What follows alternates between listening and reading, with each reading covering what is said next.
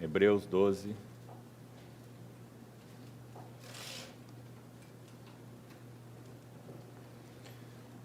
Vamos ler a partir do versículo 5.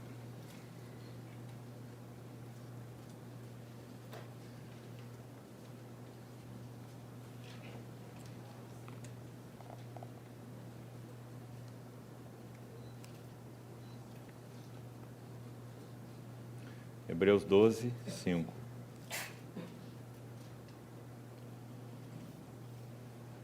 E estais esquecidos da exortação que, como a filhos, discorre convosco. Filho meu, não menosprezes a correção que vem do Senhor, nem desmaies quando por ele és reprovado. Porque o Senhor corrige a quem ama e açoita a todo filho a quem recebe. É para a disciplina que perseverais. Deus vos trata como a filhos. Pois que filho há a quem o pai não corrige? Se estáis sem correção, de que todos se têm tornado participantes, logo sois bastardos e não filhos. Além disso, tínhamos os nossos pais, segundo a carne, que nos corrigiam e os respeitávamos. Não havemos de estar em muito maior submissão ao Pai dos Espíritos, e então viveremos? Pois eles nos corrigiam por pouco tempo, segundo melhor lhes parecia. Deus, porém, nos disciplina para aproveitamento, a fim de sermos participantes da sua santidade. Toda disciplina, com efeito, no momento, não parece ser motivo de alegria, mas de tristeza. Ao depois, entretanto, produz fruto pacífico aos que têm sido por ela exercitados, fruto de justiça. Por isso, restabelecei as mãos descaídas e os joelhos trôpegos, e fazei caminhos retos para os vossos pés, para que não se extravie o que é manco, antes seja curado. Vamos orar mais uma vez. Senhor, muito obrigado por essa manhã, na presença do Senhor e na comunhão dos santos. Obrigado porque reconhecemos o desejo do Senhor em cumprir tua promessa. Habitarei e andarei entre eles. Serei o seu Deus e eles serão o meu povo. Por isso, Senhor, nós reivindicamos pela fé essa promessa e palavra do Senhor nessa manhã. Que o Senhor encontre lugar de habitação e lugar de passear entre nós, lidando com as nossas vidas conforme somente o Senhor sabe fazer. Usa a tua palavra nas nossas vidas, nos dá compreensão dela e nos ajuda a recebê-la e guardá-la no nosso coração. Em nome do Senhor Jesus. Amém. Irmãos, antes de abordarmos alguma coisa sobre esse texto que acabamos de ler, eu queria ler para os irmãos uma pequena oração. Ela é bastante antiga e foi extraída de uma obra chamada Coleção de Orações e Devoções dos Puritanos. Se os irmãos sabem, esse movimento de derramamento do Espírito, de avivamento, conhecido na história como o movimento ou avivamento puritano, final do século XVII, início já do século XVIII, ele foi marcado pelo levantamento e a recolocação no seu lugar da Palavra de Deus. Na verdade, esse movimento ocorreu ali pouco depois, na verdade, 100 anos, mais ou menos, depois da Reforma. Então, seria o final do século XVI, entrando no início do século XVII. O auge ali, mais ou menos, 1680, 1580, 1590, entrando por 1600 e alguma coisa. Então, durante esse tempo, o Espírito Santo se moveu de uma maneira muito genuína e livre entre aqueles irmãos, levantando muitos irmãos com peso, com encargo pela casa de Deus, pela igreja, pela obra de Deus. E esses irmãos foram instrumentos de Deus para recuperar verdades extremamente significativas. Muitas delas estão aí sob nós. Repousamos nos ombros de muitos desses homens usados por Deus nessa época. Alguns são bem conhecidos: Richard Baxter, Richard Sibbes, John Owen e vários outros irmãos que foram levantados durante esse período chamado movimento puritano. Então, uma coleção de orações e de devoções deste tempo foi composta. E há diversas orações extremamente preciosas que mostram o quanto o Espírito de Deus afinou e alinhou o coração daqueles irmãos com este desígnio supremo de Deus, ou o supremo propósito de Deus. Então, uma dessas orações, ela tem uma relação muito particular com esse assunto do quebrantamento e desse trabalhar transformador de Deus, conforme nós temos visto no livro de Jó. Nós vimos que no capítulo 42, no versos 5 a 7, Jó, depois de dizer que nenhum dos planos de Deus pode ser frustrado, ele diz assim, nos versos de 5 a 7, que por causa de agora ver a Deus com seus olhos, ele se arrependia e ele se abominava no pó e na cinza. E vimos que aquela palavra abominação, ela tem uma relação direta com idolatria. Na palavra de Deus é dito algumas vezes que os ídolos são abominação ao Senhor.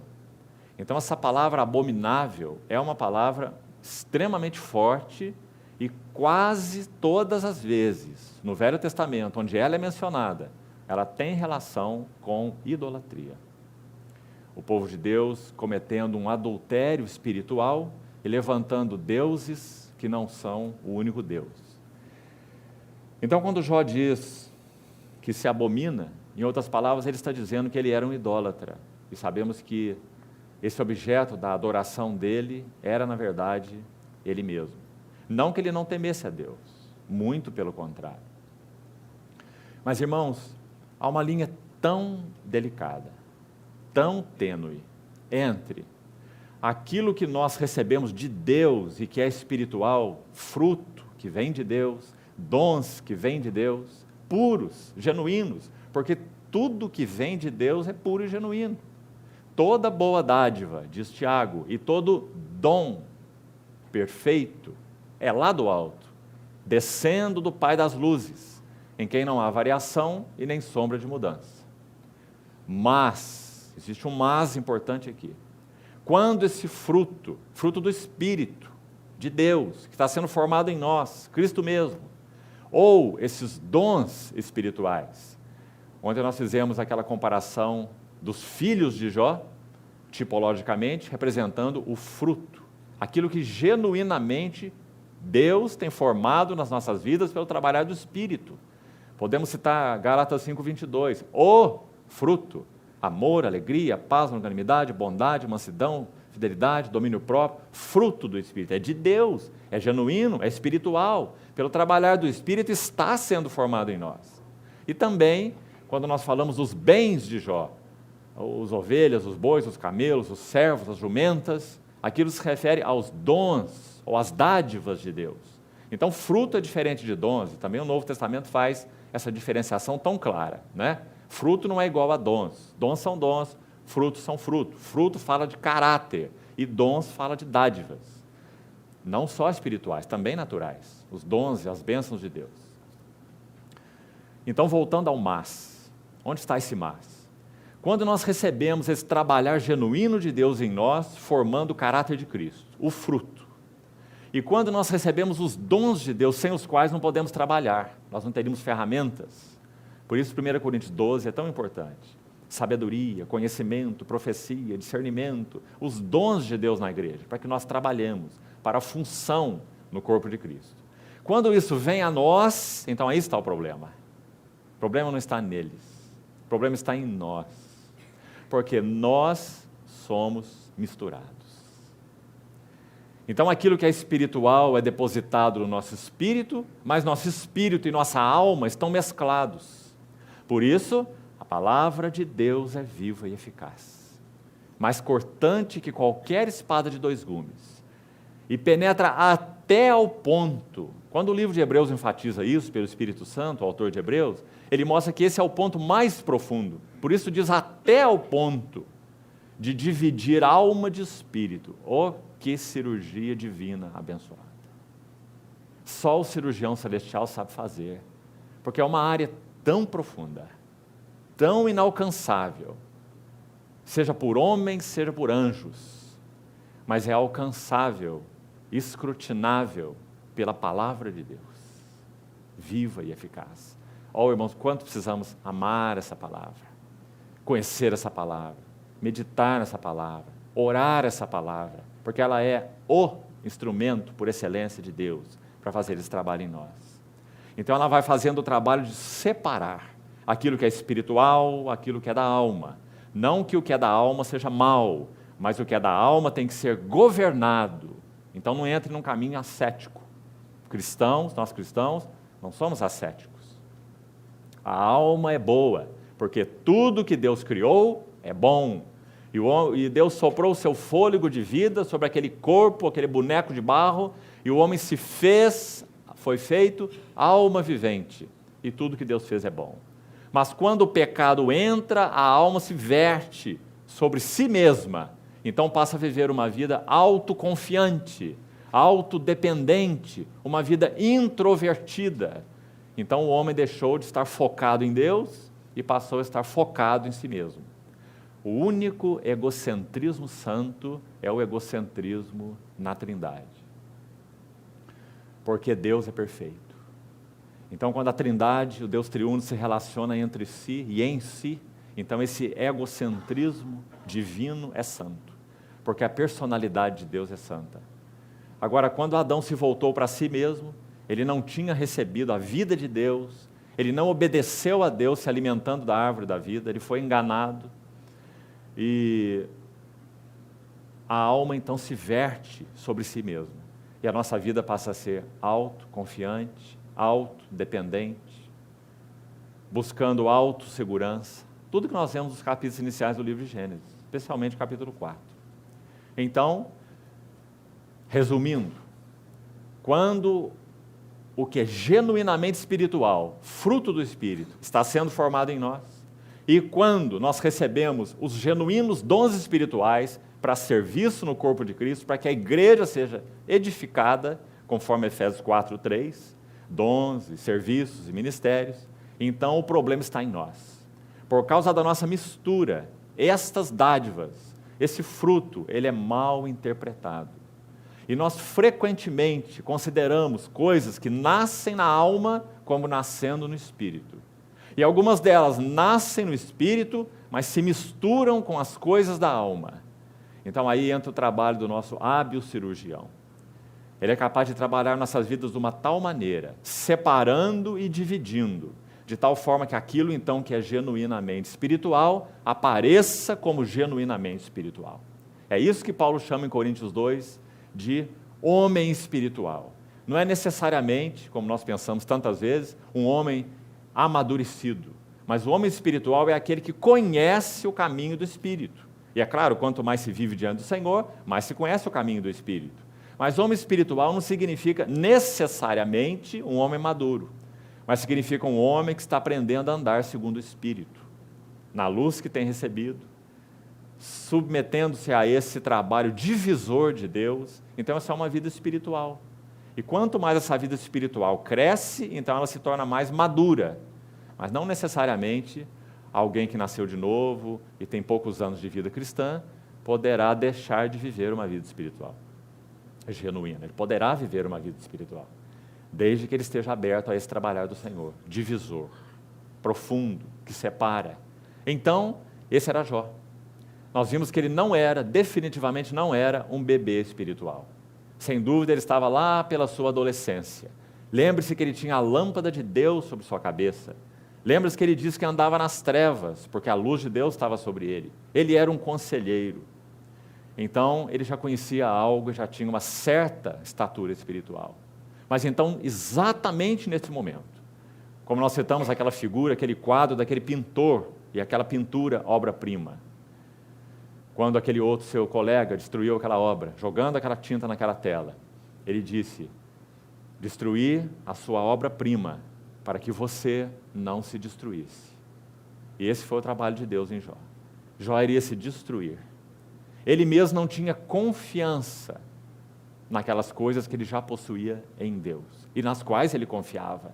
Mas de alguma maneira, lá no seu íntimo mais profundo, nós vamos ver esse texto no andar do processo, ele mesmo tinha uma inquietação no seu íntimo. Ele chega a dizer assim, no capítulo 3, aquilo que eu temia me sobreveio. Ele temia algo. E o que ele temia? Exatamente isso.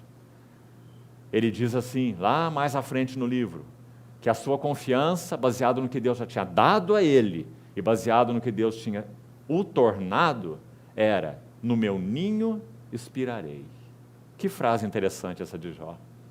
O ninho de Jó era muito confortável. Ele tinha os filhos lá no seu ninho.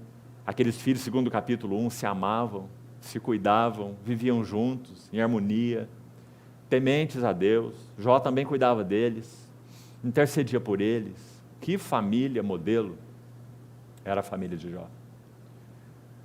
Próspero,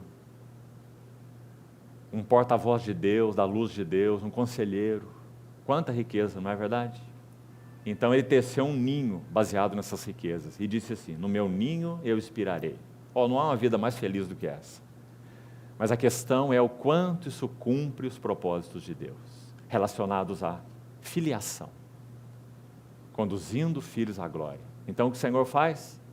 Há 2 textos no Velho Testamento interessantes, nós já vamos ler a oração que coloquei aqui, mas fechando essa introdução aqui, tem 2 textos muito interessantes no Velho Testamento, para você meditar depois.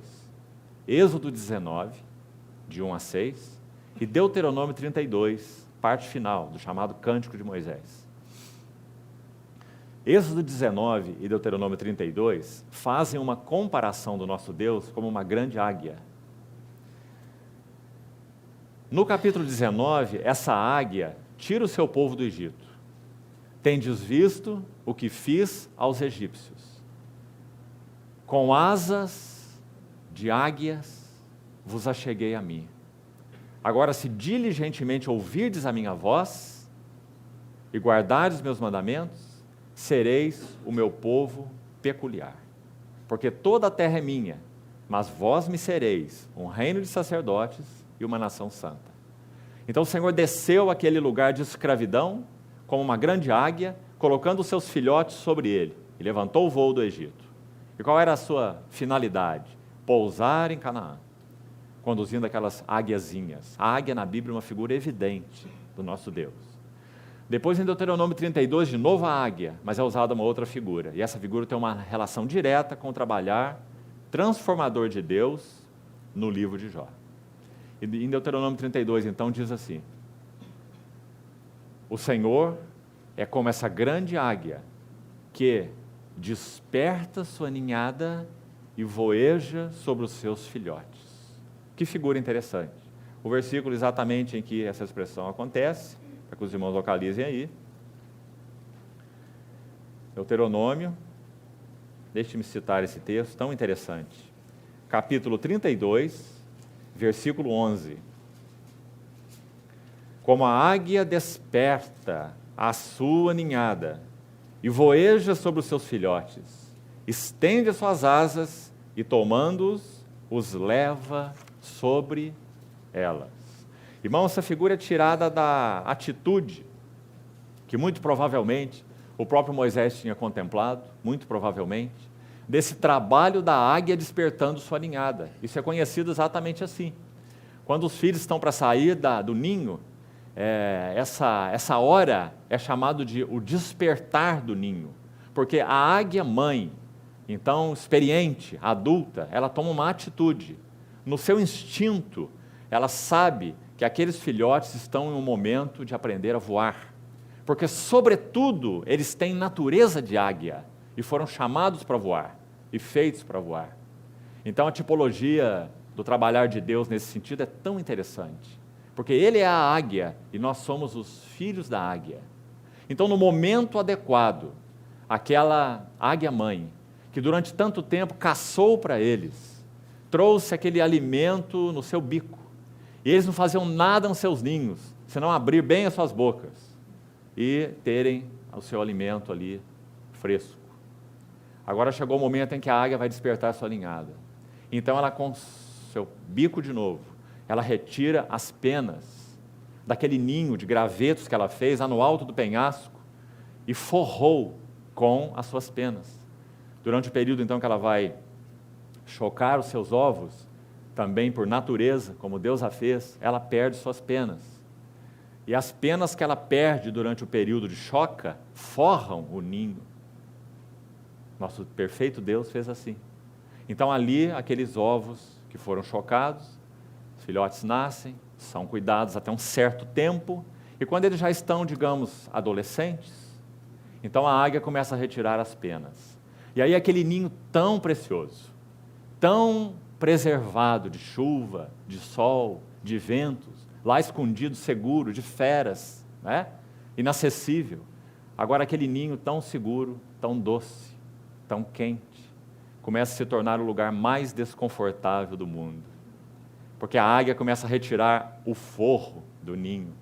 E ela deixa que os gravetos façam o seu trabalho. Então, quando ela tira a forragem, aquele ninho se torna um ninho de espinhos. E aquelas avezinhas não têm mais onde repousar, não é? O seu traseiro ali é espetado o tempo todo, não é? E agora ela só tem uma alternativa. Ela tem que subir para a borda do ninho e olhar para baixo e ver um precipício e tomar uma decisão. O espinho de cá e o precipício de lá. E por causa da sua natureza, nós fomos tornados coparticipantes da natureza divina, livrando-vos da corrupção das paixões que há no mundo. Então essa águiazinha na beira do ninho, ela toma sua decisão pelo seu instinto, ela pula. E quando ela pula, ela dá os voos mais desajeitados possíveis. Ela nunca fez isso. Então ela abre a sua asa e vai como um avião pegando fogo. E vai lá desajeitada, mas a águia-mãe, veja Deuteronômio, ela está voejando sobre os seus filhotes. Ela está administrando os seus voos. Então, se você já viu algo assim, pelo menos em reportagens, né, na televisão, você vê que essa águia administrativa, ela voeja sobre os filhotes e administra o seu voo, de tal forma que se algum deles, e acontece com alguns deles, se despedaçam lá embaixo e morrem. Agora, os que ela consegue e pode, então ela dá aquele voo redentor e se coloca debaixo do seu filhote, amparando o seu primeiro voo, para que ele não morra nessa sua tentativa desajeitada de exercitar a sua natureza de águia. Então ela vai amparando esse filhote como jogando para cima, amparando os seus primeiros voos. Nosso Deus e Pai é um Pai perfeito, e Ele nunca permitirá que nenhum de nós se despedace no seu primeiro voo. Ele sempre amparará cada um de nós, porque não nos sobreveio provação que não fosse humana, mas Deus é fiel.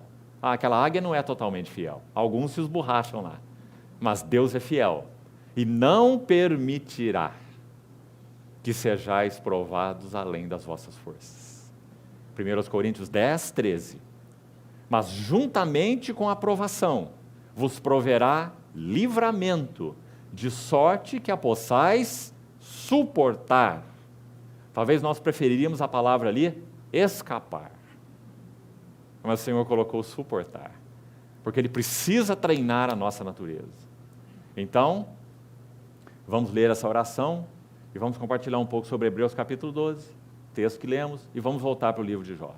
Então essa oração diz assim, preste atenção. Quando tu queres me guiar, eu é que me controlo.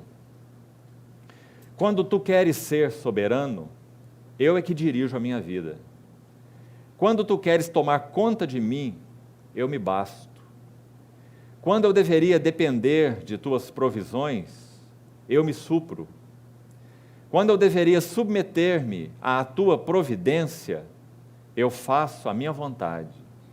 Quando eu deveria ponderar, honrar e confiar em ti, eu me sirvo.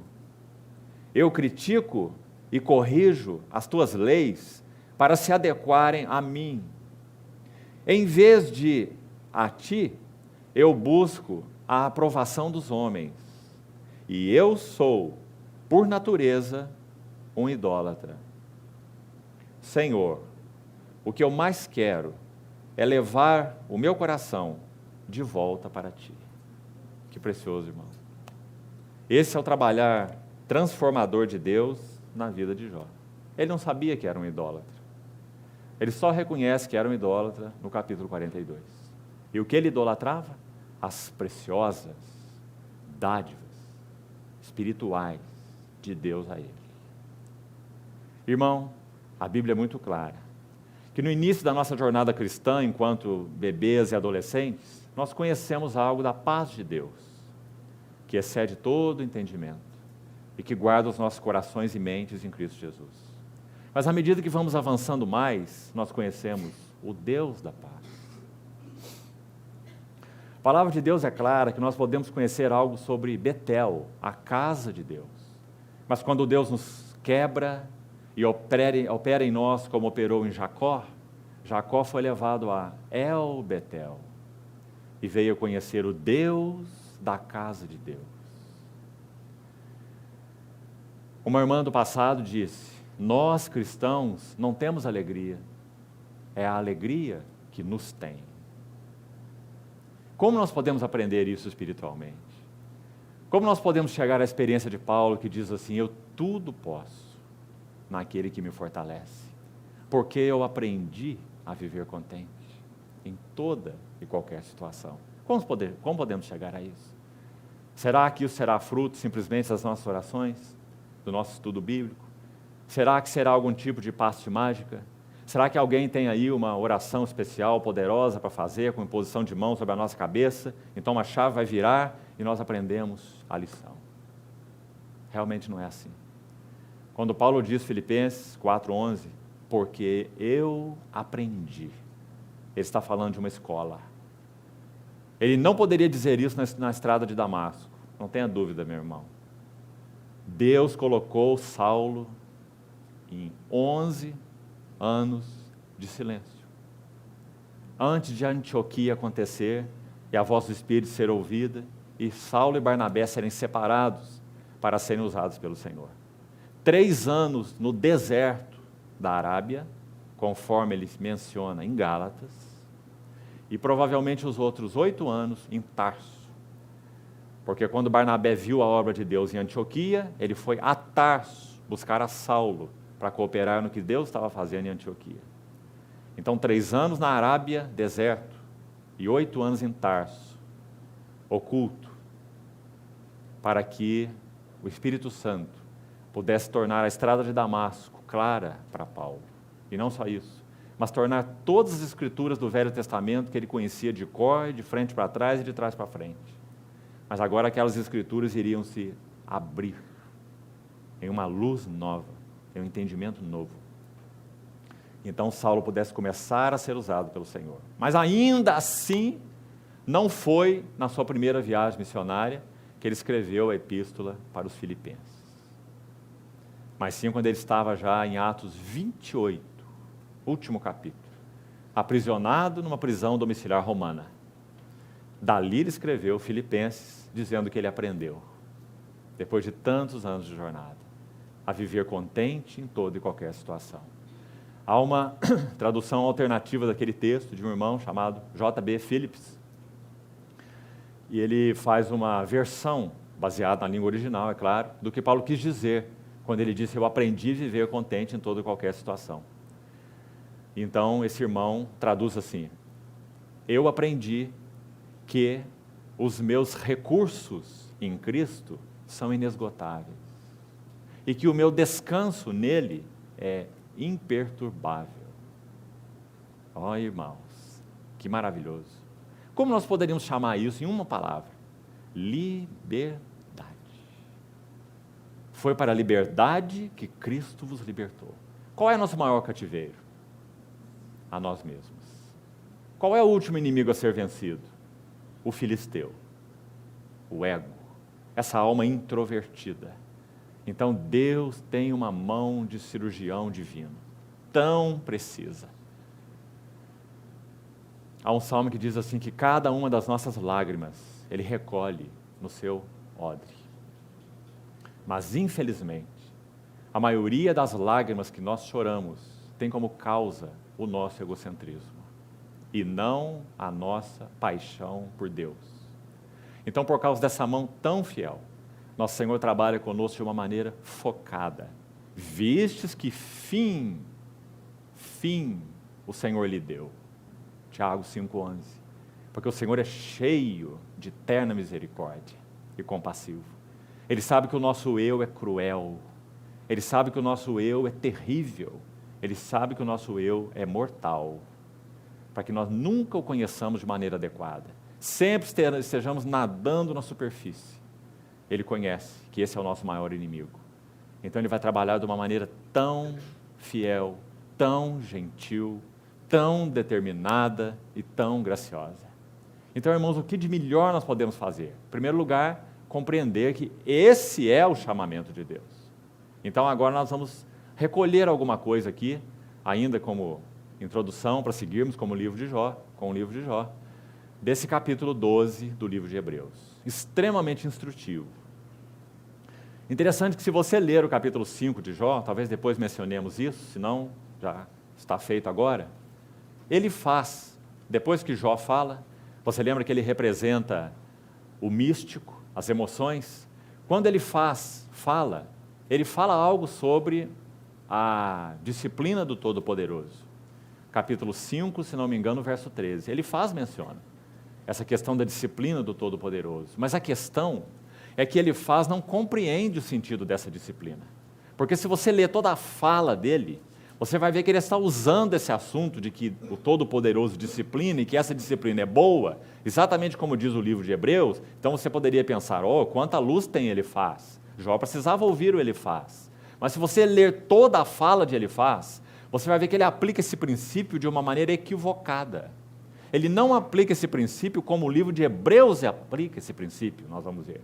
Ele aplica esse princípio como dizendo, o Todo-Poderoso é fiel e disciplina, mas é disciplina relacionada a pecados. Então, se você está sofrendo, obviamente você pecou. Então, não despreze a disciplina do Todo-Poderoso. Arrepende-te e veja onde você pecou.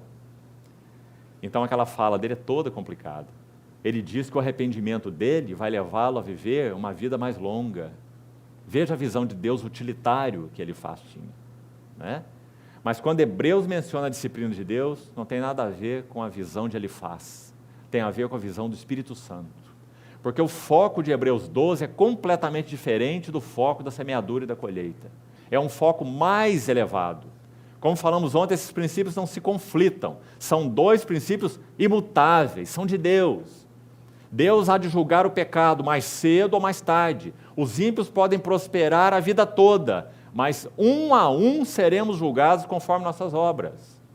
Nós, diante do tribunal de Cristo, um juízo familiar, que não tem relação nenhuma com condenação, nós já temos a vida eterna, e os ímpios, um a um, diante do grande trono branco.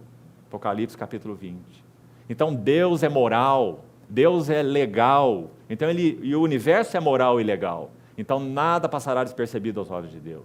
A questão é como e quando Ele fará isso.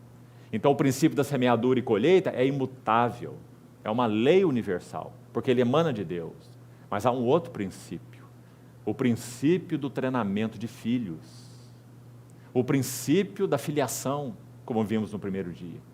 aquilo que toca o propósito eterno de Deus, de conduzir filhos à glória.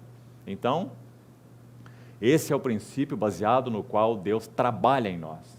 O princípio da semeadura e colheita é o princípio sobre o qual Deus julga. O princípio da filiação é o princípio sobre o qual Deus trabalha. Então vamos separar essas duas coisas, para que elas fiquem bem claras para nós. Então, Hebreus capítulo 5, vamos selecionar alguma coisa aqui dentro do que lemos, muito importante. Primeiro no versículo, Hebreus capítulo 12, no versículo 5, diz assim: estais esquecidos da exortação que como a filhos discorre convosco. Filho meu, não menosprezes, aqui na versão que estou lendo, é a revista atualizada, diz correção. Se você consultar o texto original, a palavra é mais ampla, não que correção esteja errado, mas correção seria uma palavra limitada. A palavra aqui é educação. Correção transmite um sentido negativo, não é? Nós precisamos ser acertados e voltar ao curso principal. Isso é corrigir. O curso está errado, vamos voltar para o curso reto, corrigir. A palavra é mais ampla, porque educação inclui correção. Mas educação não é igual a correção. Muito pelo contrário. Educação tem um foco positivo e correção tem um foco negativo. Então, o que é educação? Educação é corrigir o erro, porque o erro precisa ser corrigido, mas o foco da educação é ensinar o caminho positivo. Então a ideia aqui é, Deus educa, no versículo 5, a educação que vem do Senhor, inclui correção, porque a outra frase diz, não desmaies quando por ele és reprovado, porque o Senhor educa, de novo a palavra, a quem ama e açoita todo filho a quem recebe. É para a disciplina, propósito da educação, disciplina. Qual é o resultado da disciplina de Deus em nós? Vamos resumir na palavra que usamos agora há pouco. Liberdade. Quanto mais Deus nos disciplina, mais nós entramos na verdadeira liberdade. Liberdade no que concerne aos outros, liberdade no que concerne ao mundo, liberdade no que concerne ao pecado, liberdade no que concerne à carne, e essa última e principal liberdade. Liberdade no que concerne a nós mesmos. Livres de nós mesmos, aprendendo a viver em Cristo, a viver de Cristo, a viver por Cristo, a viver para Cristo. Isso não é um processo de mágica, isso é resultado da disciplina de Deus. Então é para a disciplina que perseverais, Deus vos trata como filhos. Agora, no verso 8, se estais sem, novamente a palavra é educação, se estais sem educação, de que todos se têm tornado participantes. Essa palavra participantes é uma palavra notável no livro de Hebreus. Ela aparece de uma maneira, tem um sentido muito especial. Aparece em, se não me engano, 7 menções. No capítulo 2, por exemplo, diz assim, que o Senhor Jesus, o Verbo de Deus, o Filho eterno, ele participou de natureza divina. O que significa isso? Ele teve uma parte real. Ele não parecia um homem, ele era um homem. Com espírito humano, alma humana, corpo humano, participou. Ele participou de natureza humana, carne e sangue, para que nós participássemos, agora o capítulo 3, ainda de Hebreus, versículo 1, de uma vocação celestial. Por isso, santos irmãos, que participais de uma vocação celestial. Essa vocação celestial para o qual Deus chamou Jó, e chama cada um de nós. E baseado na qual Ele está trabalhando em nós. Vocação celestial, participar. Está de novo aqui a mesma palavra. Jesus então participa de carne e sangue, para que nós participemos de uma vocação celestial, Hebreus 3:1. E como que essa vocação celestial vai aparecer em nós, vai se cumprir em nós? Agora nós estamos vendo capítulo 12. Esse é o ponto importante. Essa vocação celestial que nós já participamos em Cristo, será evidenciada em nós à medida em que somos alvo da disciplina de Deus. É pela disciplina de Deus, verso 8, se estais sem educação, de que todos se têm tornado participantes, todos, porque o Senhor disciplina, educa, chamou com vocação celestial a todos os seus filhos. Então sois filhos e não bastardos. Depois no versículo 10, essa palavra é repetida, queria que você visse aí. Pois eles nos corrigiam por pouco tempo, nossos pais naturais, segundo melhor lhes parecia. Deus, porém, nos disciplina para aproveitamento. Talvez uma palavra mais exata aqui seria aprovação. Deus nos disciplina para termos caráter aprovado. Romanos 5 diz assim, que a tribulação produz perseverança, a perseverança produz experiência e a experiência esperança. A palavra experiência em Romanos 5 também se refere à aprovação. A tribulação, perseverança, produz perseverança, a perseverança, aprovação. E essa aprovação, esperança. Qual esperança? De que nós então seremos adotados plenamente como os filhos de Deus, participantes da glória de Deus, como já falamos no primeiro dia. Processo que já começou em nós, já foi instaurado em nós, mas precisa da nossa resposta e da nossa cooperação e da nossa palavra usada aqui no texto de Hebreus 12, importantíssima, submissão. Não estaremos em maior submissão ao Pai dos Espíritos, e então viveremos? Então, irmãos, quando Deus está usando a sua mão em nós, Ele está usando o tempo todo. Algumas vezes ela se torna mais evidente, mas Ele está usando o tempo todo. Algumas vezes Ele usa de maneira particular. Ele precisa amassar a massa de uma maneira particular. Então, na verdade, esse assunto de crise e processo nas nossas vidas, como vimos em Jó, crise nos 2 primeiros capítulos, processo no capítulo 3 até o 42. No processo que Deus escreve o poema. Esse assunto de crise e processo é repetitivo, é cíclico na nossa vida com o Senhor. Algumas vezes, Deus vai atuar em crises. E aqueles aqui, talvez, que já andaram mais tempo com o Senhor, sabem disso muito bem. Que Deus frequentemente atua em crises, mas que Deus normalmente atua em processo. Ele mantém a sua mão disciplinar, e o propósito aqui é muito claro, para que nós sejamos participantes da sua santidade. Que frase, irmão! Participar do seu próprio caráter. Esse é o motivo da disciplina de Deus.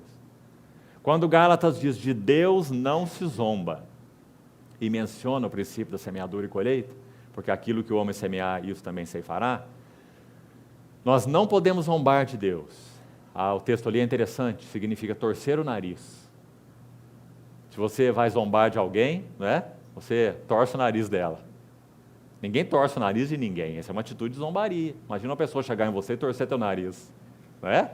Esse é o sentido literal do grego naquela palavra. De Deus, ninguém torce o nariz. De Deus não se zomba, porque o que o homem semear, isso ceifará. Mas por que de Deus não se zomba? Por que ninguém torce o nariz dele? Porque Deus também não torce o nosso nariz. Não é assim que Ele trata com seus filhos. E não é assim que Ele trata com homem nenhum.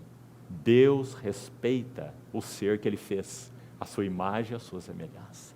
Que Deus maravilhoso nós temos, né? Então, irmãos, quando Ele nos disciplina, Ele espera de nós nossa resposta. Ele não vai torcer nosso nariz. Muito menos agir conosco de uma maneira leviana. Ele espera a nossa submissão ao Pai dos Espíritos, para que sejamos participantes da sua santidade. Então, isso também falamos ontem, estamos reforçando. Quando Deus usa a sua mão disciplinar sobre nossas vidas, isso não significa necessariamente que nós seremos melhorados. Depende de algo mais. Nós precisamos nos submeter a poderosa mão de Deus. Tiago também diz isso. Para que Ele, em tempo oportuno, vos exalte. Humilhai-vos, pois, debaixo da poderosa mão de Deus. Porque Ele resiste aos soberbos. Qual palavra será que poderíamos usar para Jó no livro dele? Soberbo. Deus resiste aos soberbos, mas aos humildes concede a sua graça. Agora, irmãos, nossa mentalidade tantas vezes é tão negativa, que nós interpretamos esse resistir ao soberbo apenas no sentido negativo. Mas que bênção, ele tem um sentido positivo. Deus resiste à soberba que há em nós. Deus resiste ao soberbo e ao humilde concede sua graça. E essa resistência leva o soberbo à submissão. Então, graças ao Senhor, Ele insiste conosco. Graças ao Senhor, Ele nunca fará a nossa vontade. Graças ao Senhor, Ele não é um Deus utilitário. Graças ao Senhor, ele não é um Deus domesticável, como os amigos de Jó achavam que era. E mesmo Jó, de certa forma, né? Um Deus amarrado com a justiça pessoal dele. Então, esse é o assunto da disciplina em Hebreus 12. Propósito está muito claro no verso 10. Para sermos participantes. Que palavra importante, irmão. Não é sermos assistentes, contempladores, observadores, mas integrarmos é a ideia. Participarmos do que ele é, sua santidade, o seu caráter. Então, o verso 11 também nos lança um pano de fundo tão interessante para o livro de Jó, não é? Toda disciplina no momento, no entanto, naquele momento, não parece ser motivo de alegria. Longe de Jó se sentir feliz. Ele diz assim, se foi a minha felicidade, no meu ninho eu expirarei, era a sua perspectiva, né? E a sua esperança. Mas agora se foi minha felicidade. Mas ao depois, veja, ao depois, no meio do verso 11, esse é o fim de Tiago. Que fim o Senhor lhe deu? Então diz, ao depois produz fruto pacífico. Que interessante.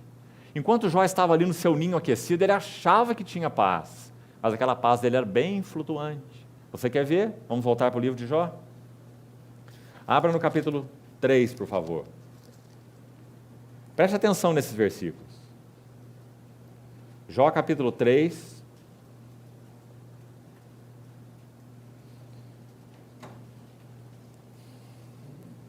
Versículo 25 e 26. Aquilo que temo me sobrevém. Lembra quem está dizendo isso? Aquele que Deus aprovou, Jó, com integridade, retidão, justiça, né? E o que receio me acontece. Não tenho sossego, nem descanso e nem repouso. E já me vem grande perturbação. Tem um detalhe nesse versículo 26. Segundo a tradução de John Nelson Darby, o versículo 26 não está no presente. O versículo 26 está no passado. Então, John Nelson Darby traduz assim, eu não estava, Jó dizendo, eu não estava em segurança, e não tinha repouso, e nem descanso. Interessante. Porque o contexto também sugere isso, claro, porque Jó está lamuriando em todo esse capítulo 3 com memória da sua vida passada.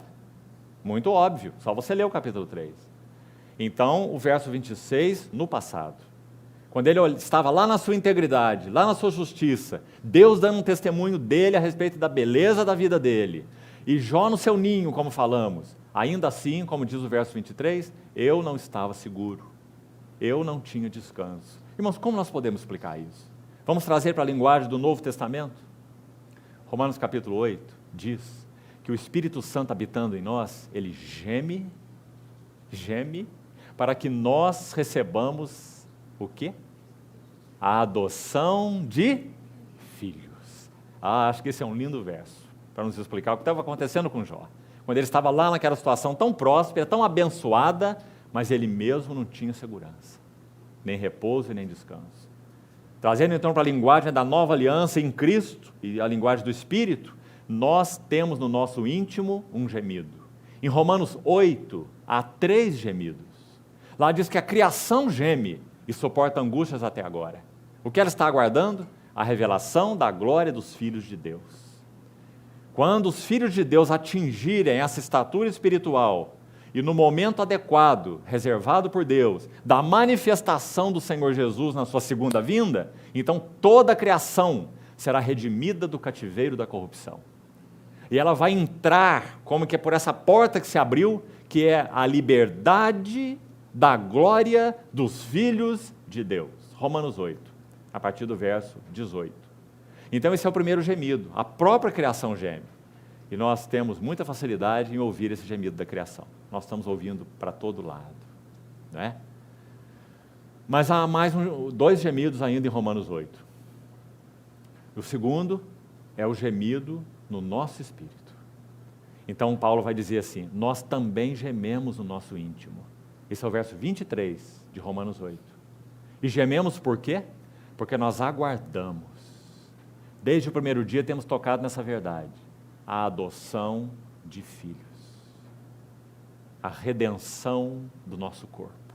Que, de novo, não é algo desconectado do que Deus já vem fazendo. Não há hiatos no que concerne ao chamamento de Deus.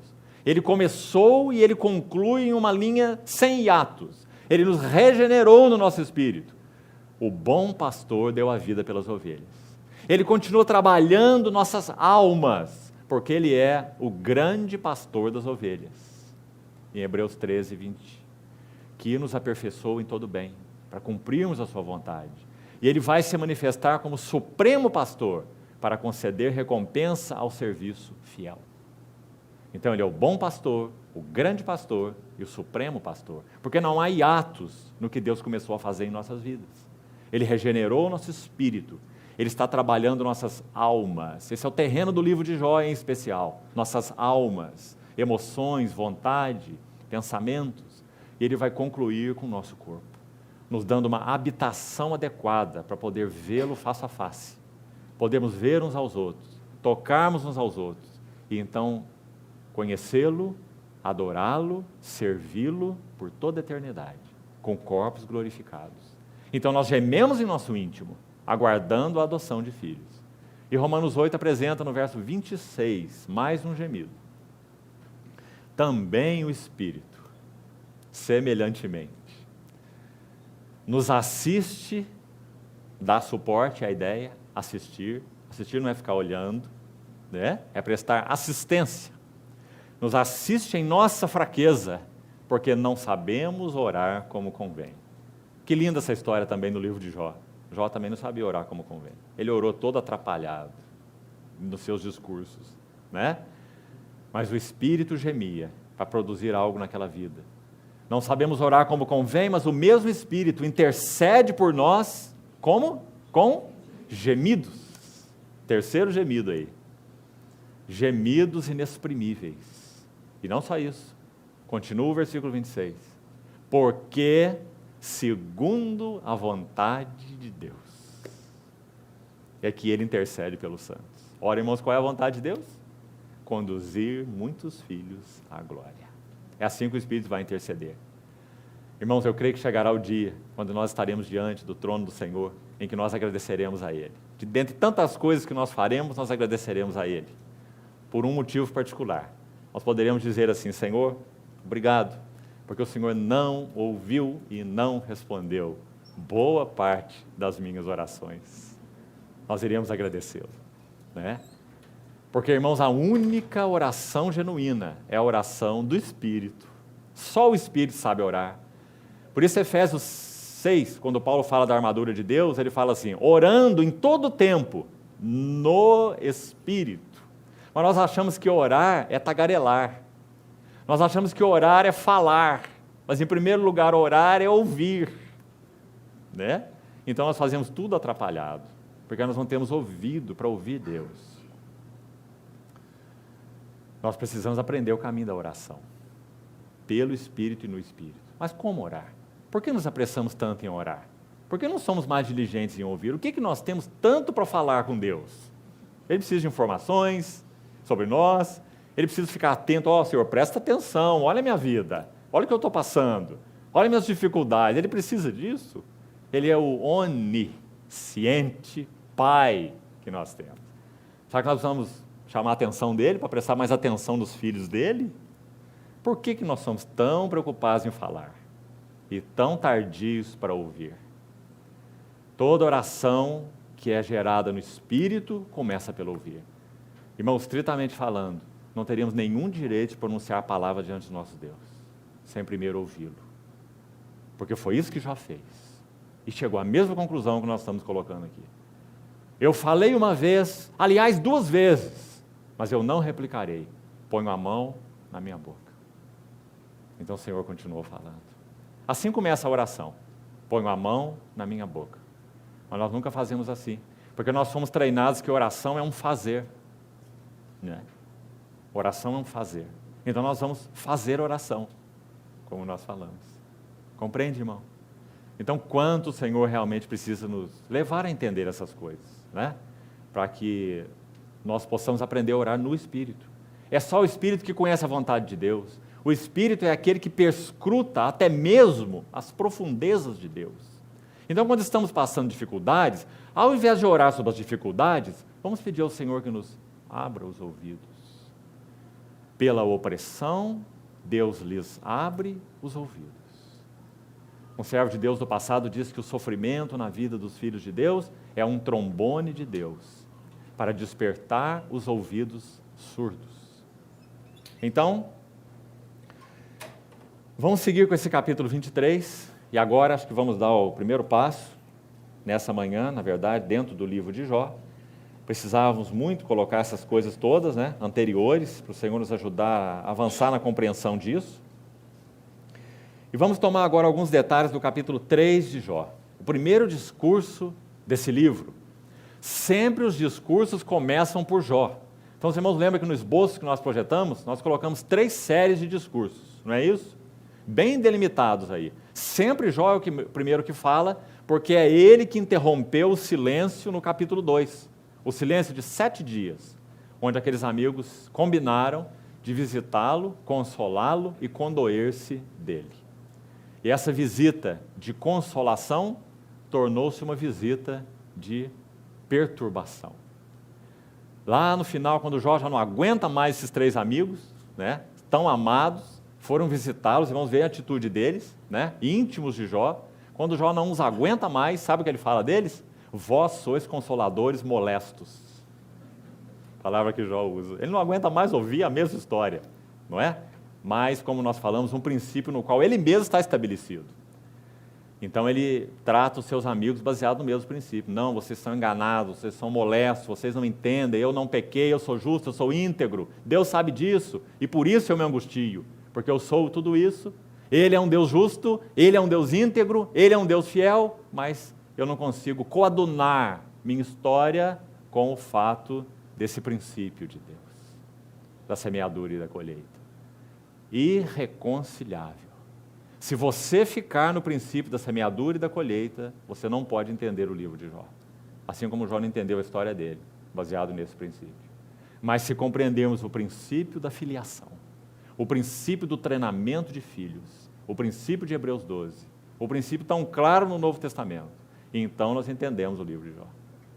Que esse treinamento de filhos não tem relação direta com pecado, tem relação direta com caráter. Esse é o princípio da filiação. Então, vamos lá ao capítulo 3. Primeiro, vamos olhar os 6 lugares onde Jó pergunta por quê. Veja no versículo 11. Por que não morri eu na madre? Por que não expirei ao sair dela? Por que houve regaço que me acolhesse? Por que os seios que me amamentaram? Aqui já são 4. Depois no verso 20. Por que se concede luz ao miserável? E verso 23. Por que se concede luz ao homem, cujo caminho é oculto, e a quem Deus cercou de todos os lados? Vamos já tomar uma primeira lição interessante aqui. Verso 23. Olha a palavra que Jó usou aqui. A quem Deus cercou. Se você foi cuidadoso na leitura dos primeiros capítulos, você sabe que essa palavra já apareceu aqui. Ela está no capítulo 1, na boca de Satanás, quando Satanás diz a Deus que é claro que Jó tem que temer a Deus e viver uma vida assim como ele vive, porque Deus, Satanás falando a Deus, tu o cercaste a tudo que ele tem. A ideia é essa mesmo. Sebe significa aquela cerca protetora em volta da colheita, dos bens.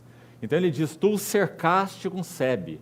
E então Satanás lançou aquela grande pergunta, pode o homem amar a Deus independente das bênçãos de Deus? Esse foi o conflito dos 2 primeiros capítulos. E repetindo, importante, nós já vimos ontem, Satanás foi envergonhado, Satanás foi silenciado, porque Jó perdeu tudo e não amaldiçoou a Deus. Continuou no seu temor a Deus. Satanás agora é posto de lado, e agora a história é entre Jó e Deus. Então o Senhor vai começar a trabalhar Jó. Agora no capítulo 3, então, o que acontece?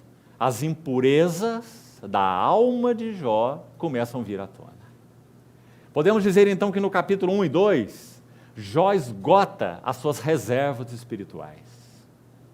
E no capítulo 3, ele começa a expor as impurezas de sua alma. Suas reservas foram esgotadas, quando ele perde 10 filhos, de uma vez só. Todos os seus bens, tem a sua vida tocada de uma maneira profunda, sua saúde, a sua mulher ao seu lado, o instigando, para que ele amaldiçoasse a Deus e desse um fim na sua vida. E então Jó se desespera de si mesmo. E as impurezas da sua alma começam a vir à tona. Mas de maneira nenhuma Jó deixou o seu temor a Deus e muito menos negou Deus ou amaldiçoou Deus. Então Satanás foi silenciado e essa história agora é uma história entre Jó e Deus e Satanás não entra mais nessa história. A não ser no que concerne a compreensão equivocada de Jó, mas não é uma ação direta de Satanás. Então, a palavra no verso 23, cercou, aquela mesma palavra que o diabo tinha usado. Agora Jó interpreta esse cercar, não como um cercar de bênçãos, que era aquele cercar do passado, mas como agora um cercar de aflição.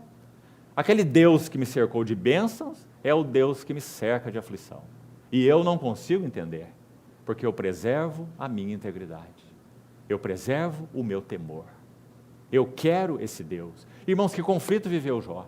Um conflito de diversas maneiras. Ele viveu um conflito entre esperança e desespero. Ele ficou completamente desesperado. Mas lá num dos seus discursos ele fala assim: em minha carne verei a Deus. Os meus olhos, e não outros, o verão. Eu sei que o meu Redentor vive. Veja, irmão, que interessante. Jó entrou numa vida paradoxal. Que preciosa essa nota. Sabe por quê? A vida cristã é paradoxal. Maravilhosamente paradoxal. E por que é paradoxal? Não é porque Deus é paradoxal. É porque o trabalhar de Deus em nós, quando passa por nós, é paradoxal. Porque nós temos uma alma introvertida, como já explicamos. Então, na medida em que o que vem de Deus, os dons de Deus, o fruto espiritual, entra na nossa vida, ele entra num terreno de mistura. A alma misturada com o espírito. Um terreno que precisa ser dividido, bem separado, bem discernido em nós. Então, nós temos a complicação por causa dessa mistura que nós somos. Então, Paulo, em 2 Coríntios 6, ele descreve assim a vida cristã. Uma vida inexplicável, uma vida paradoxal. E que paradoxo mais maravilhoso. Esse paradoxo tem que ser mantido, mas bem separado, não misturado. Então ele diz assim, que eles, os apóstolos, viviam de uma tal maneira que eles estavam entristecidos, porque experimentavam muitas aflições, muita oposição, muita injúria, muita falsidade, muito problema entre irmãos. Paulo fala isso, 2 Coríntios 11, ele narra isso tudo, né? E aí ele diz assim, entristecidos, porque essas coisas nos entristecem, não é isso? Claro, nós não somos anjos, nós somos homens. Então, entristecidos, mas sempre, sempre alegres. Alguém pode explicar essa frase? Depois ele diz, pobres, mas enriquecendo a muitos. Como um pobre pode enriquecer alguém? Nada tendo, mas possuindo tudo. Frases inexplicáveis. Porque o trabalhar de Deus em nós é paradoxal. Nós podemos experimentar uma situação de profunda pobreza, sendo extremamente ricos em Deus. Nós podemos estar profundamente entristecidos, mas sempre alegres. Porque nós citamos Filipenses 4. Nossa alegria em Deus é imperturbável. A questão é se nós estamos mais ligados àquilo que entristece ou se nós estamos mais ligados a Cristo, o nosso tesouro. Questão de qual relação nós temos mais profunda. Então, Jó viveu esse paradoxo em todo o seu livro. Nós vamos ver de muitas maneiras. Ainda no capítulo, relacionado ao capítulo 3, queria chamar a atenção dos irmãos para algo. Jó fez 6 perguntas, nós vimos aí. Quantas respostas ele houve? Nenhuma. Uma nota importante no livro de Jó. Deus está calado. Irmão, se você tomar o Novo Testamento e começar a ler o livro de Hebreus, havendo Deus outrora falado, muitas vezes e de muitas maneiras aos pais pelos profetas, nesses últimos dias nos falou pelo Filho. De novo, nós temos que manter o equilíbrio aqui. Deus é o Deus que sempre fala, e é o Deus até que já falou tudo que tinha a falar no seu Filho. Por outro lado, na nossa experiência, sobretudo, Deus é um Deus que se cala. Nós temos muito mais o calar de Deus na nossa experiência do que o falar de Deus. Por quê? Porque Deus precisa falar pouco para nos dar revelação, para nos dar entendimento, para corrigir nosso curso, muitas vezes quando necessário, quem sabe aclarar mais definidamente aspectos da visão celestial, aspectos da riqueza de Cristo. Mas o calar de Deus tem uma importância tão fundamental em nossas vidas, porque é o calar de Deus que evidencia quem nós somos. Nossa alma aparece, se debate no calar de Deus. Não que o falar de Deus não evidencie nossas almas, mas o calar de Deus evidencia nossas almas de uma maneira singular. Então vamos olhar alguns versículos sobre essa questão do calar de Deus. E vamos ver o que isso produziu em Jó, para que o Senhor nos ajude com relação ao nosso relacionamento com Ele. Nós falamos ontem que o falar de Deus, ou o calar de Deus, o silêncio de Deus, ele é ensurdecedor. Jó ficou desesperado com esse silêncio. Então vamos ler alguns versículos. Veja o capítulo 13. Capítulo 13, versículo 20.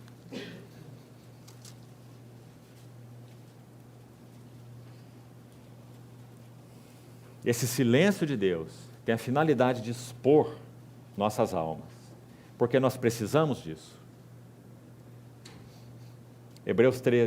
Jó 13, diz assim, verso 20: concede-me somente duas coisas, então não me esconderei do teu rosto. Primeira, então, alivia a tua mão de sobre mim, e não me espante o teu terror. Essa é a primeira coisa. A segunda, no verso 22. Interpela-me e te responderei. Vê que interessante essa frase? Jó está dizendo, Senhor, pelo menos pergunta alguma coisa para mim, para eu poder responder. Não é? Ele quer ouvir Deus de qualquer maneira. Então, se Deus não fala, que pelo menos Deus pergunte. Ele perguntou 6 vezes no capítulo 3, não ouviu nada. Então, agora ele diz, interpela-me, né? E eu te responderei.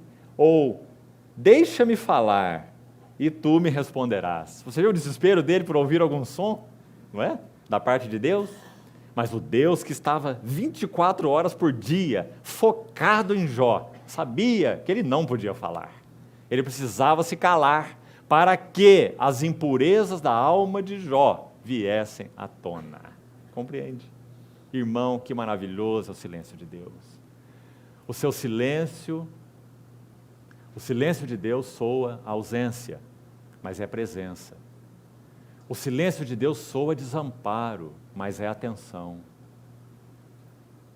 Nós não compreendemos palavra que não seja falada, presença que não seja sentida.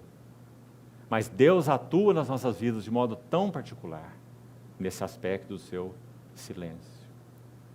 Ele quer nos ensinar a ouvir a voz que não é audível, mas que é a voz do seu falar em nós, sem palavras, que manifesta quem nós somos, para que nós possamos viver uma relação mais conchegada com Ele. Nós não compreendemos voz não audível, palavra não falada e presença não sentida. O Senhor tem uma mão tão fiel em trabalhar nossas vidas, irmãos, por esse silêncio ensurdecedor. Ainda no capítulo 19, diz assim, capítulo 19, versículo 6. Sabei agora que Deus é que me oprimiu e com a sua rede me cercou. Olha a palavra cercou de novo. Eis que clamo violência, mas não sou ouvido. Ele achava que não, né? Essa era a sua experiência. Grito socorro, porém não há justiça. O meu caminho ele fechou. Como Jó interpreta Deus? Um obstrutor de caminhos. E não posso passar. E nas minhas veredas, ele pôs trevas. Então, o silêncio de Deus, né? Não respondia a Jó. Socorro e não sou ouvido. violência, mas não há justiça. Veja o capítulo 30. Vamos selecionar esses textos para nos ajudar a ver o desespero de Jó em não ouvir algo definido de Deus. Aliás, não ouvir nada de Deus, nem definido e nem indefinido, né? Capítulo 30 diz assim, no verso 20: clamo a ti e não me respondes. Estou em pé, mas apenas olhas para mim. Tu foste cruel contra mim. Tu foste cruel contra mim. Com a força da tua mão, tu me combates. Agora nós vamos ler uma sequência de textos aqui interessantes, ainda sobre o silêncio de Deus. E vamos ver o que esse silêncio de Deus levou Jó a intentar fazer. Vamos ler os versículos para isso ficar claro para nós. Vamos começar com capítulo 23. Capítulo 23. Vamos ver desde o verso 1.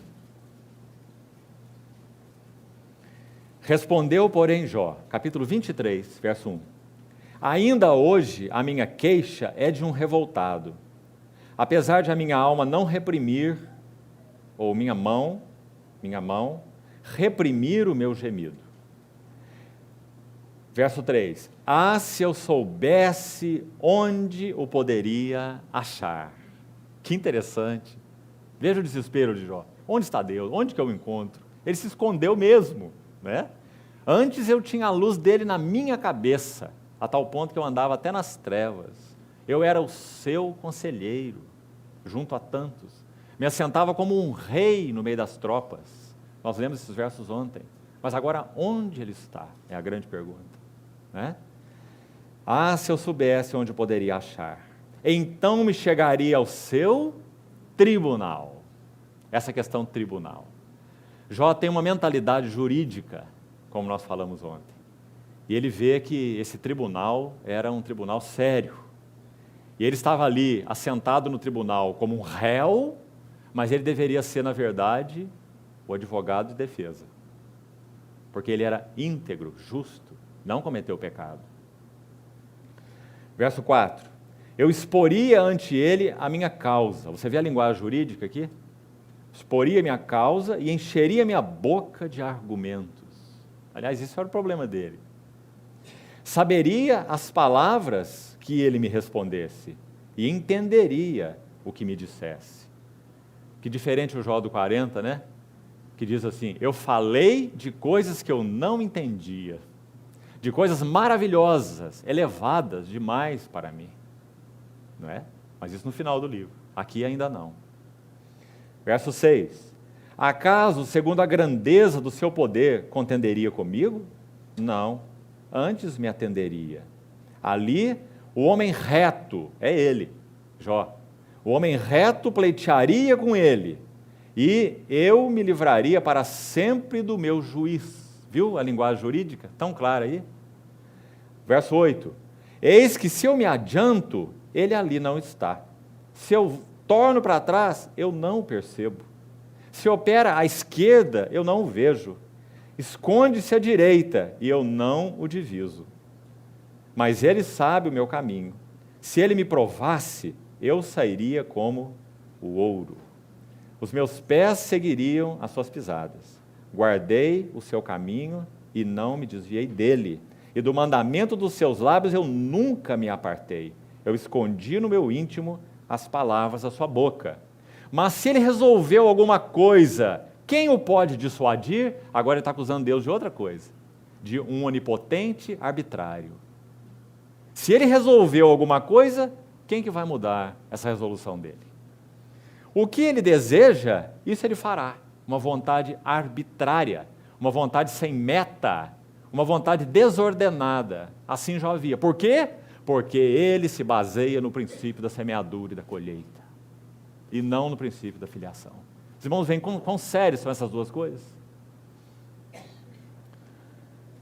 Verso 14. Pois ele cumprirá o que está ordenado a meu respeito, e muitas coisas como estas ainda tem consigo. Por isso me perturbo perante ele, e quando o considero, temo-me dele.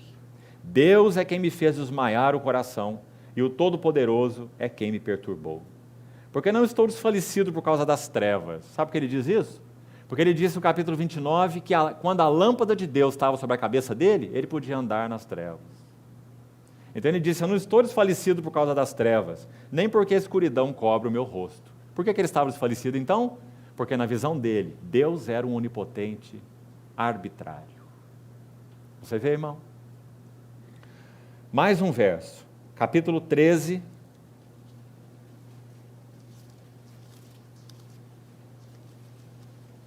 Nós já lemos esse capítulo, mas só destacar o versículo 18.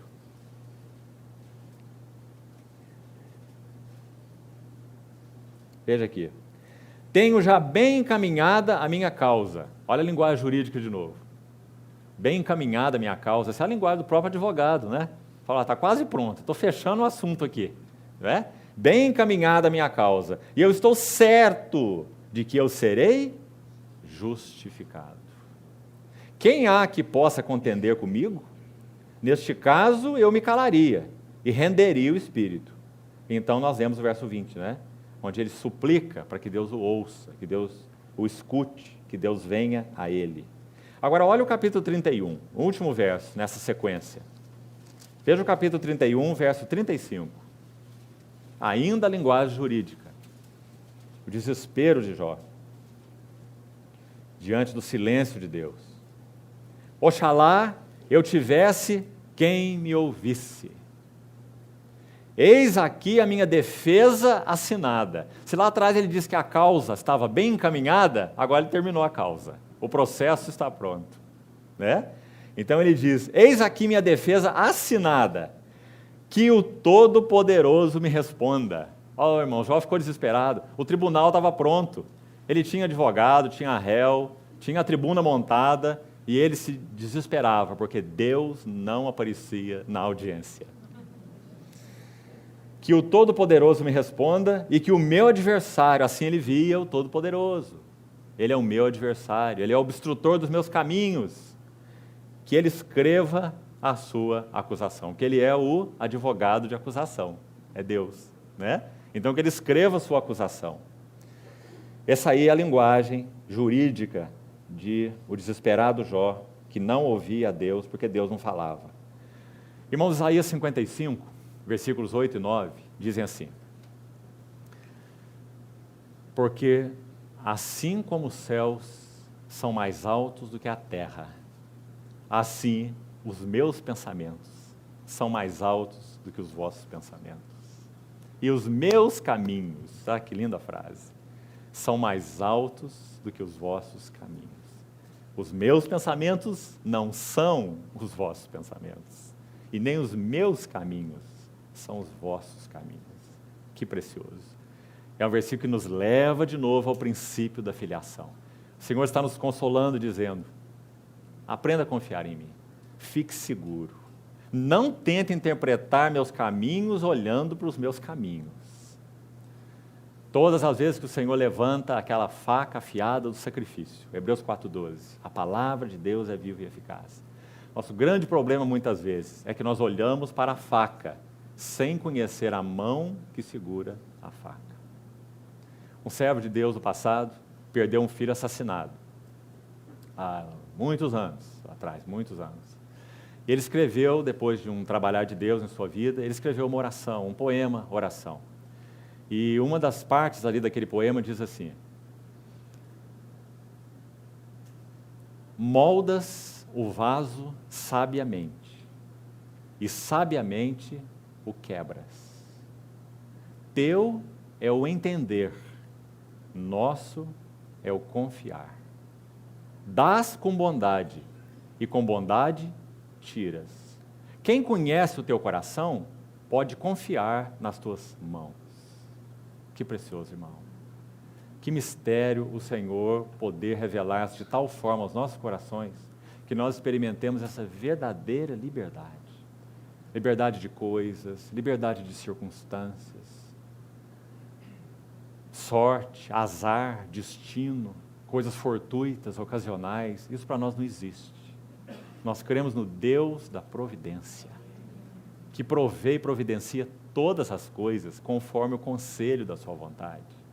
Nós interpretamos quase tudo tão errado, até mesmo a morte, tão erradamente. Preciosa é aos olhos do Senhor a morte dos seus santos. Então que o Senhor abra os nossos olhos espirituais para vermos com mais clareza, baseado em quais princípios Ele age conosco e, sobretudo, Deus tem um compromisso com seus princípios, porque seus princípios revelam quem eles são. Ele não está amarrado pelos princípios, ele é maior que os princípios emanam dele mesmo. Então o nosso compromisso, na verdade, estritamente falando, não é com os princípios de Deus, é com o Deus do qual emana os princípios. E ele nunca abrirá mão do seu princípio da filiação, porque esse é o alvo do seu coração. Conduzir muitos filhos à glória. Olhar para os seus filhos e ver o seu filho. E ele vai usar tudo, pessoas e circunstâncias, para produzir isso na nossa vida. Mas ele sabe que nós temos um ego amarrado a coisas, amarrado a pessoas e amarrado a circunstâncias. Então só um trabalhar profundo da cruz em nós, pela palavra e pelas circunstâncias, pode nos desarraigar e cortar essas fontes de sustento. Nós somos como um grande polvo. Em cada braço há muitas ventosas. E a finalidade daquelas ventosas é agarrar. Jacó significa agarrador. Tudo que passa perto de nós, nós as tornamos, essas coisas, fontes de sustento. Nós nos agarramos a bens, nós nos agarramos a bênçãos, nós nos agarramos a filhos, nós nos agarramos a coisas e procuramos derivar vida e satisfação e alegria dessas coisas em si mesmas. Mas Deus é a única fonte de alegria. Quando Davi, um homem tão provado e também tão quebrado pelo Senhor, compreendeu isso, escreveu o seu Salmo 42 e na sequência 43, que são como um salmo só, como a corça suspira pelas correntes das águas. Assim a minha alma suspira por ti. Minha alma tem sede de Deus, do Deus vivo. Quando irei e me verei perante a face de Deus? Olha onde estava o foco de Davi. Então ele entra pelo Salmo 43 e fala assim: então irei ao altar de Deus. E ele repete: de Deus, que é a minha grande alegria. Ah, irmãos, nós temos muito mais a alegria de Deus do que o Deus da alegria. Por isso nossa alegria é tão circunstancial e tão focada nas bênçãos, nos tratos de Deus conosco. Então, essa é a linguagem do silêncio de Deus. O silêncio de Deus expondo as impurezas da nossa alma. Agora, nós temos só mais uns minutinhos, vamos usá-los rapidamente. Vamos ver um pouco, um resumo, porque precisamos avançar. Da primeira resposta, ela é interessante, porque ele é o primeiro que fala dos 3 amigos, é o Elifaz. Provavelmente o mais velho, provavelmente o líder de todos, porque vimos que no capítulo 42 Deus chama a ele e fala com ele sobre as palavras iníquas que ele proferiu relacionado a Deus e também os 2 amigos dele, né? Então Elifaz é o primeiro a falar e ele representa a linguagem emocional, ou a linguagem mística. Vamos ver uma coisa interessante aqui. Capítulo 4, primeira fala de Elifaz, na série de primeiros discursos, diz assim no versículo 6. Porventura, não é o teu temor de Deus aquilo em que confias? Exatamente. Ele foi bem preciso, não é? Agora, veja bem como ele usa, no discurso todo, se você ler, você vai ver que ele usa de maneira errada, isso que ele coloca. Então, nos discursos dos amigos de Jó, irmãos, nós vamos encontrar preste atenção, muitas verdades. Já citamos a expressão de Elifaz mesmo, que disse para Jó: não despreze a disciplina do Todo-Poderoso, coisa que Hebreus também enfatiza. Mas na visão dele, a disciplina do Todo-Poderoso era essa. Era o Jó disciplinado porque pecou e precisa se arrepender. E então Deus vai restaurar a sorte dele. Né? São as palavras do mesmo Elifaz. Então ele usa verdades num sentido limitado, que não atinge o escopo do propósito de Deus. Então, no versículo 6, não é o teu temor de Deus aquilo em que confias, e a tua esperança a retidão dos teus caminhos. O que ele quer dizer com isso? Jó, reveja os teus caminhos. Em algum ponto você pecou, e pecou seriamente, porque tua desgraça é grande, né? Essa é a teologia deles. Agora, vamos para o versículo 12. E agora vamos ver por que ele representa a linguagem emocional. E ainda antes de ler o verso 12, vamos colocar um ponto aqui sobre a questão emoção. Todas as vezes que a mão do Senhor, visando o propósito da filiação, vem trabalhar nas nossas vidas de uma maneira mais intensa, digamos assim, a primeira faculdade que fala dentro de nós são as nossas emoções. Tentando entender, reagir e responder ao trato de Deus conosco. E elas nos confundem extremamente. Agora, interessante essa linguagem emocional. Assim como Elifaz fez, e você vê que Elifaz justifica Deus o tempo todo e acusa Jó o tempo todo. Baseado no princípio da semeadura e colheita, era a única coisa que ele podia fazer. É até onde o entendimento dele e de Jó chegam, é o máximo. Então ele tem que defender Deus e ele tem que acusar Jó, porque Jó está na desgraça, então Jó pecou, né? Então, quando nós começamos a ser trabalhados de uma maneira mais intensa pelas mãos de Deus, o que acontece com nossas emoções? Elas se levantam e o que elas vão fazer? Vão justificar Deus e vão nos acusar. E vão dizer, reveja os seus caminhos, olha onde você pecou, você está sofrendo por isso, sofrendo por aquilo. Não que nós não possamos estar sofrendo por causa de pecados. Porque pecados na Bíblia, sofrimento na Bíblia, tem como causa, uma das causas, os pecados. Uma das causas, mas não a única. Sofrimento na Bíblia tem várias causas. Uma outra causa, por exemplo, é exatamente o nosso temor de Deus. 1 Pedro 4 diz assim, se sofrer como cristão, não se envergonhe disso. Você não tem do que se envergonhar nesse sofrimento. Antes glorifique a Deus com este nome, né? Então, no caso do capítulo 4, as emoções estão se levantando e acusando ao próprio Jó e justificando Deus. Então, olha essa linguagem no versículo 12. Uma palavra se me disse em segredo, e os meus ouvidos perceberam um sussurro dela. Entre pensamentos de visões noturnas, quando o profundo sono cai sobre os homens, sobrevieram-me o espanto e o tremor, e todos os meus ossos estremeceram. Então, um espírito passou por diante de mim. Que coisa, hein? Fez-me arrepiar os cabelos do meu corpo. Parou ele, mas eu não lhe discerni a aparência. Um vulto estava diante dos meus olhos. Houve silêncio e ouvi uma voz. Olha que linguagem, irmão. Puramente emocional. Você vê que ele diz aí um espírito, mas ele não diz o Espírito de Deus. Acho que nós não temos dúvida nenhuma que o Espírito que fala aqui não é o Espírito de Deus. De maneira nenhuma. Esse é um outro Espírito. Versículo 17. O que ele ouviu desse Espírito? Seria porventura o mortal justo diante de Deus? Seria acaso o homem puro diante do seu Criador? Eis que Deus não confia nos seus servos, e aos seus anjos atribui imperfeições, quanto mais aqueles que habitam em casas de barro, cujo fundamento está no pó, são esmagados como a traça. Nascem de manhã e à tarde são destruídos, perecem para sempre sem que disso se faça caso. Se lhes corta o fio da vida, morrem e não atingem a sabedoria. Capítulo 5, verso 8, na sequência, ainda Elifaz falando.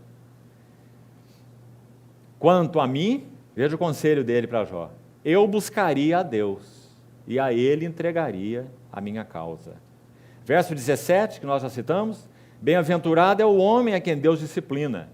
Não desprezes, pois, a disciplina do Todo-Poderoso, porque ele fez a ferida e ele mesmo a ata. Ele fere e as suas mãos curam. Versículo 24. Saberás que a paz é a tua tenda, percorrerás as tuas possessões e nada te faltará. Ele está falando que se Jó se arrependesse, reconhecesse o seu pecado, Deus iria restaurar a sua sorte. princípio da semeadura e da colheita, né? E Jó não podia aceitar isso, porque Jó não podia violar a consciência dele, que dizia que ele não tinha cometido pecado e que ele não estava sofrendo por causa de pecados. Porque, irmão, Jó não é um ignorante. Quando ele diz assim, não me argue a consciência, não me condena a consciência por nenhum dia da minha vida. Nós lemos esse verso ontem. Ele não está sendo um tolo e um ignorante, ele está falando a verdade porque Deus falou a mesma coisa. Nunca se esqueça disso. Jó é um homem íntegro e reto, temente a Deus e que se desvia do mal. Observaste o meu servo Jó? Deus disse a Satanás, né? Então, essa é a linguagem de Elifaz, a linguagem emocional. Ele faz uma conexão entre esse agir e acontecer, um Deus previsível, um Deus controlável, um Deus manipulável. No versículo 26, ele diz assim, em robusta velhice entrarás para a sepultura, como se recolhe o feixe de trigo a seu tempo. Então, Jó, reveja seus caminhos, reconheça seu pecado, Deus vai te dar recompensa, você vai retornar aos dias felizes e você vai morrer bem velhinho e descansado no teu ninho. Teologia da retribuição. O que Deus fez no final do livro de Jó? Ele restaurou a sua sorte, mas não se esqueça, ele restaurou a sorte de Jó enquanto Jó orava pelos seus amigos. Jó não pediu que Deus desse a ele nada, nem mesmo o que ele tinha e muito menos o dobro do que ele tinha. Ele nada pediu ao Senhor. E restaurou o Senhor e mudou o Senhor o cativeiro de Jó quando este orava pelos seus amigos. Duas coisas como resultado do trabalhar de Deus em nós. Em primeiro lugar, a glória de Deus. Em segundo lugar, a bênção de outros. Então, porção dobrada na Bíblia fala exatamente isso. É o que mais tarde, muito mais tarde, lá na legislação de Deus junto ao seu povo da aliança, o povo de Israel, o Senhor iria legislar que o primogênito deveria receber uma porção dobrada da herança. Então, porção dobrada na Bíblia, muito claro, no princípio do Velho Testamento, tem uma relação direta com primogenitura. Romanos 8, 29 diz assim, aqueles que de antemão conheceu, também os predestinou, para serem conformes à imagem do seu Filho, para que ele seja o primogênito entre muitos irmãos. Então, o que é direito de primogenitura? Sermos conformes à imagem do seu Filho. Porção dobrada tem relação com essa plenitude do Espírito com vistas ao propósito de Deus, de nos conformar a Cristo. Então, essa é a linguagem equivocada de Elifaz. Agora nós vamos terminar com algo rápido sobre o segundo discurso de Jó. Só alguns versículos rápidos e concluímos. Capítulo 6. Você sabe então que cada vez que um deles fala, Jó tem uma réplica, né? Até o capítulo 31, na verdade até o 28, né? Depois daqueles discursos de desafio, 29, 30, 31. Então até o capítulo 28 é assim o livro. Jó fala e uma réplica, Jó fala de novo e outra réplica, naquela ordem, né? Capítulo 6 inicia o segundo discurso. A ênfase de Jó é que Deus se tornou seu inimigo. Importante para nós. Por quê? Recordando, quem falou aqui antes dele foi Elifaz. Elifaz tem uma linguagem emocional. Digamos, na tipologia, é a própria alma de Jó falando através de Elifaz. É a alma de Jó sendo tocada através do falar emocional de Elifaz. Então, como Jó vai responder? Não podia responder de outra maneira, senão de uma maneira emocional. As emoções dele foram perturbadas. Então, qual leitura que ele fez? Deus é meu inimigo. Vamos ler alguns versículos. Olha o capítulo 6, verso 4. As flechas do Todo-Poderoso estão em mim cravadas, e o meu espírito sorve o veneno delas. Os terrores de Deus se arregimentam contra mim. Veja o capítulo 10, versículo 2. Direi a Deus, não me condenes, faze-me saber por que contendes comigo. Parece-te bem que me oprimas, que rejeites a obra das tuas mãos e favoreças o conselho dos perversos? Olha o verso 8. As tuas mãos me plasmaram e me aperfeiçoaram, porém agora queres devorar-me. Deus tornou-se seu inimigo, na linguagem, na interpretação das emoções de Jó. Capítulo 19, veja o versículo 11. Inflamou contra mim sua ira e me tem na conta de seu adversário. Mesma linguagem. Verso 21 desse mesmo capítulo 19. Compadecei-vos de mim, amigos meus. Veja como ele chama os três. Amigos meus, você vê? Compadecei-vos de mim porque a mão de Deus me atingiu. A mesma linguagem. Deus é meu adversário. Capítulo 29, verso 4. 29, 4. Como fui nos dias do meu vigor. Vamos falar um pouquinho sobre essa palavra rápido, vigor. A linguagem aqui, a ideia aqui é outono. Sabe o que Jó achava? Que ele estava na melhor hora da sua vida, que ele estava no seu outono. Outono é a estação dos frutos. Jó achava que ele já tinha atingido uma maturidade espiritual, luz de Deus sobre ele, conselheiro, guia, instrutor de ignorantes, aquele que cuidava dos órfãos como um pai, não é? Das viúvas como um suporte. Ele fala tudo isso nesse capítulo, 29, 30, 31. Então ele achava que ele estava no outono da sua vida, na sua maturidade. Então ele diz, verso 3, quando fazia resplandecer sua lâmpada sobre minha cabeça, quando eu guiado por sua luz caminhava nas trevas, como fui nos dias do meu outono, é a ideia aqui, meu vigor. Quando, preste atenção, a amizade de Deus estava passado sobre a minha tenda. Então, em outras palavras, Deus não é mais meu amigo. Eu não tenho mais a amizade de Deus sobre a minha tenda. Essa foi sua interpretação emocional. Suas emoções se levantaram. Quando o Todo-Poderoso estava comigo, verso 5, no passado de novo, e os meus filhos ao redor de mim. Esse era o ninho dele, como falamos, né? Todo-Poderoso comigo e os meus filhos ao redor de mim. Não tem ninho mais confortável do que esse, né? Capítulo 31, verso 35. Já lemos, versículo, parte final. Que o meu adversário escreva a sua acusação. Adversário. Capítulo 33, versículo 10. Diz assim: eis que Deus procura pretextos contra mim. Você vê a ponto que Jó chega? Deus procura pretextos contra mim e me considera como seu inimigo. Mais uma vez. Então, irmãos, ele está todo perturbado nas suas emoções, porque ele tocou nas suas emoções. Você imagina Jó nessa desgraça, chega um amigo diante dele que fala que estava lá nos seus sonhos noturnos, imagine isso, e veio um espírito, e ele não viu bem como é que era, mas viu um vulto que passou sobre ele, arrepiou os pelos do seu corpo, quanta sensação, o coitado do Jó estava numa desgraça, que não sentia nada, senão febre, dor, angústia, depressão, isolamento, e chega essa pessoa. Você compreende o contraste?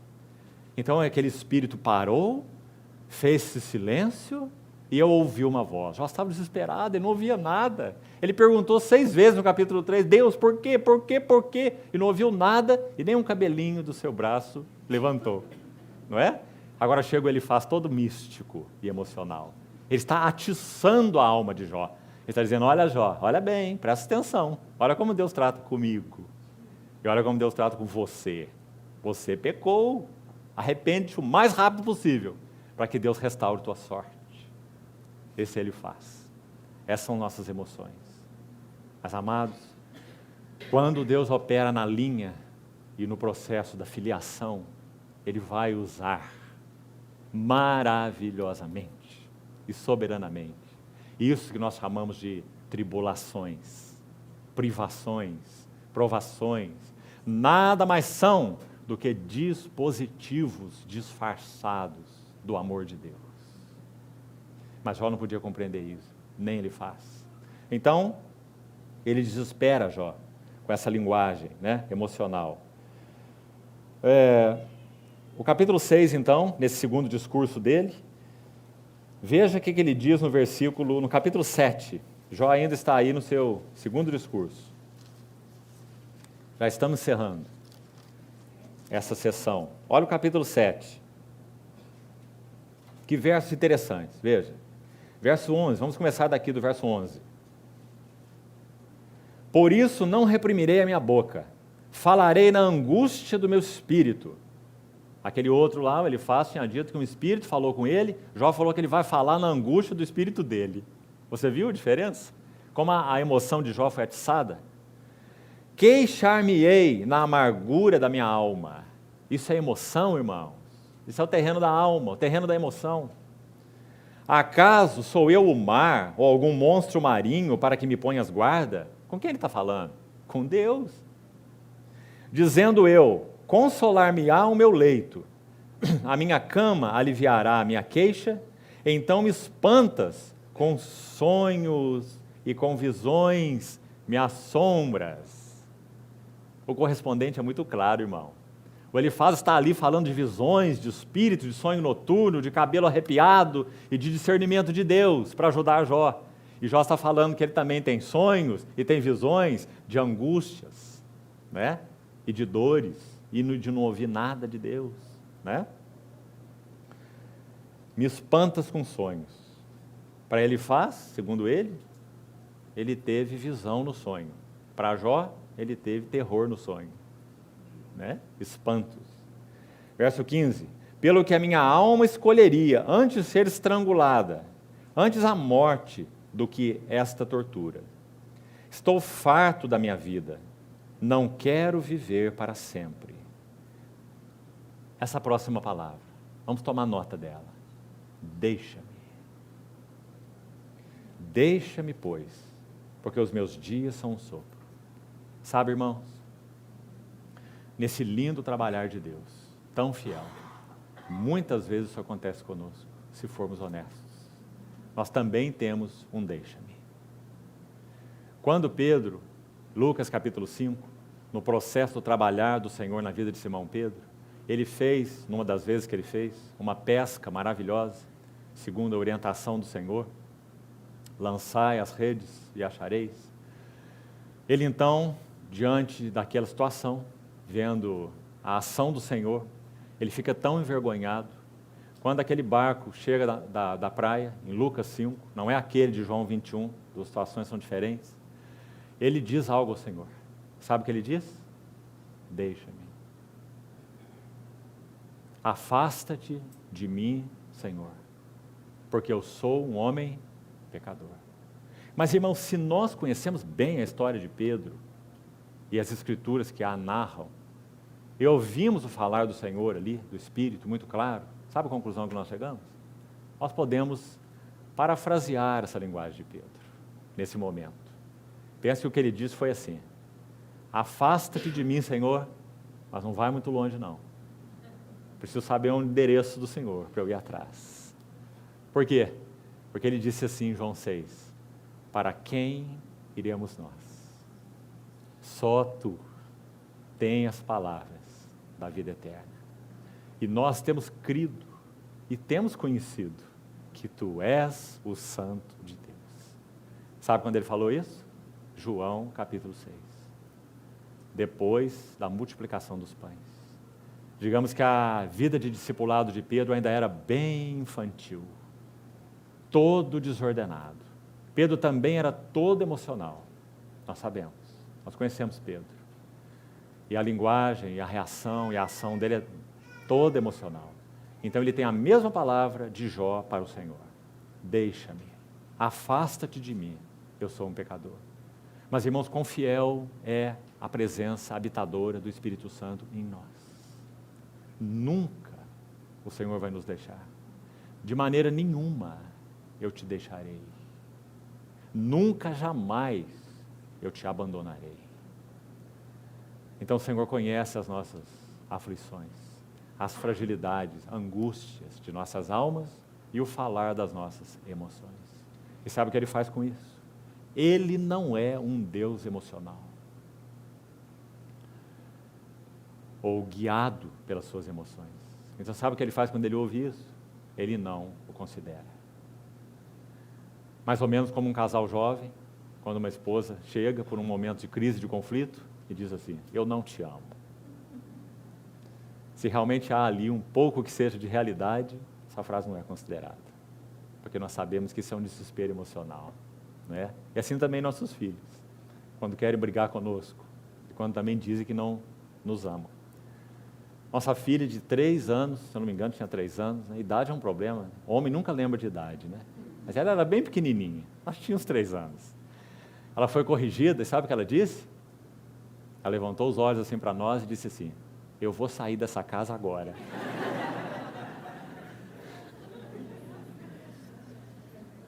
E a mãe dela falou assim para ela: tá bom, vem cá, vou ajudar você a arrumar sua malinha. E ela começou a chorar desesperadamente. Ela não tinha para onde ir, para onde ela iria. 3 anos, 4 anos de idade. Mas assim são nossas emoções, né? Então, irmão, esse deixa-me de Jó, tão significativo. Mas, irmão, embora o nosso coração diga deixa-me, o seu coração diz: tu és meu. Ele nunca nos abandonará. Ele nos mantém com mãos fiéis. Então, essa linguagem emocional, ela não torceu o nariz de Deus e nem torceu os propósitos de Deus. O Senhor sabia que ali estava uma criança se debatendo. Ele não iria se levar pelas emoções dessa criança. Ele iria tomar essa criança firme pela mão e andar com ela meses, até que ela dizia: agora meus olhos te veem, e eu me abomino e eu me arrependo no pó e na cinza. Graças ao Senhor, porque Ele é nosso Pai das luzes, em quem não há variação. E graças ao Senhor, porque Ele não se deixa levar pelos nossos caminhos emocionais, nem pelos nossos caminhos, nós somos dele. O livro de Hebreus recorda esse versículo que nós citamos aqui, é em Hebreus 13, que ele recorda essa citação do Velho Testamento. Ainda que o teu pai e a tua mãe te abandonem, eu nunca te abandonarei. Afirmemos então confiadamente: Deus é o nosso auxílio e a nossa fortaleza. Que nos poderá fazer o homem? Nós não estamos na mão dos homens. E em primeiro lugar, este homem aqui, o nosso homem, o nosso problema, o nosso ego. Bem-aventurado é o homem que confia no homem. Nunca leia esse versículo assim. Aliás, maldito, né? Nunca leia esse versículo assim: maldito é o homem que confia no homem. Compreendeu? Leia esse versículo assim: maldito é o homem que confia no homem. E faz da carne mortal o seu braço, e aparta o seu coração no Senhor. Bendito é o homem que confia no Senhor, e cuja esperança é o Senhor. Jó viveu esse paradoxo, não tenha dúvida. Toda a sua esperança era o Senhor. Mas era uma esperança confusa. Ele não podia entender esse assunto, né? Por causa da sua convicção a respeito de Deus. Então também que o Senhor nos leve a mais, na nossa história, nos nossos caminhos. Essa é uma mão fiel, bondosa, firme. Primeira carta de Paulo a Timóteo, ele diz que Deus não nos salvou apenas conforme sua graça. Há uma palavrinha linda, linda ali junto com a graça. Diz que Deus nos salvou conforme a sua determinação e graça, que nos foi concedida em Cristo antes dos tempos eternos. Graças ao Senhor. Então é baseado nessa determinação e graça que Ele vai continuar atento 24 horas diárias para a sua vida e para a minha vida. Nunca te desampararei. Mesmo que nós nos debatamos emocionalmente, intelectualmente ou volitivamente, Ele estará conosco. Senhor, nos ajude então a seguirmos nesses passos. Vamos ver um pouco mais dessa linguagem, vamos precisar resumir isso, um pouco da linguagem relacionada ao terreno da nossa mente e um pouco da linguagem referente ao terreno da nossa vontade. Então seguirmos com esse trabalhar de Deus na vida de Jó, que é, sem dúvida, irmãos, sem dúvida, é um paradigma ou um modelo do trabalhar de Deus nas nossas vidas. Por isso ele reservou o maior poema da Bíblia dentro desse livro, para que nós entendamos Efésios 2:10. Nós somos poema dele. E entendamos como ele escreve o seu maior poema. É assim que ele escreve.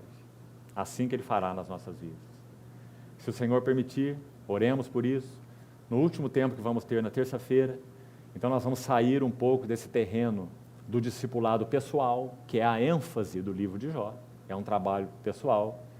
E, se o Senhor permitir, vamos falar um pouco sobre o trabalho transformador de Deus, corporativamente falando.